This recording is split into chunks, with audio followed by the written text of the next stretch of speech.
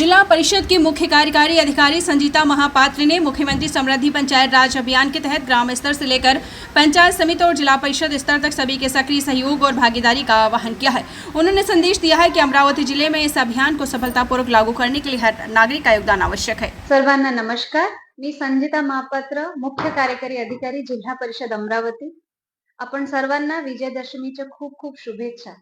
आपण सर्वांना माहिती आहे की ह्या वर्षी 2025-26 मध्ये महाराष्ट्र शासनाने मुख्यमंत्री समृद्ध पंचायत राज अभियान हे आता पूर्ण महाराष्ट्रामध्ये राबवण्यात येत आहे।